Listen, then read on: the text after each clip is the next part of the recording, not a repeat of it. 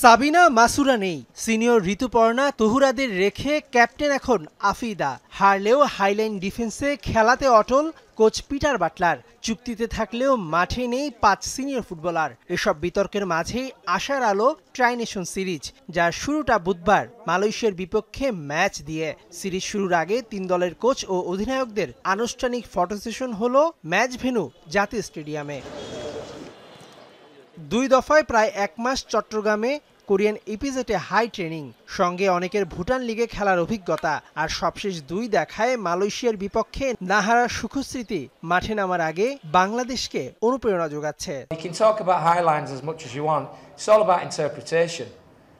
You know, I've been in this industry a long time, and I think what you got to realise is it's very subjective. Coach আমাদের বলেছে কিভাবে খেলতে হবে, ইনশাআল্লাহ আমরা ভালো কিছু করব, দেশের মানুষকে ভালো খেলা উপহার দেব।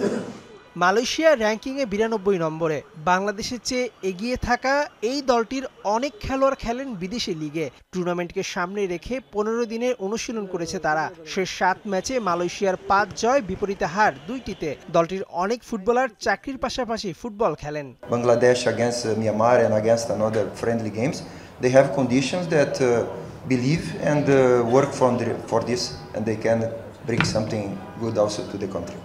সবশেষ 2020 সালে ঢাকার এই জাতীয় স্টেডিয়ামে বয়সভিত্তিক বহুজাতিক নারী টুর্নামেন্ট খেলেছিল বাংলাদেশের মেয়েরা। সেবার লাওসের সঙ্গে যুগ্ম চ্যাম্পিয়ন হয়েছিল লাল সবুজের প্রতিনিধিরা। সেই আসরের 6 বছর পর মালয়েশিয়ার বিপক্ষে যেই ম্যাচটা হতে যাচ্ছে, আরও একটা নতুন পদক্ষেপ।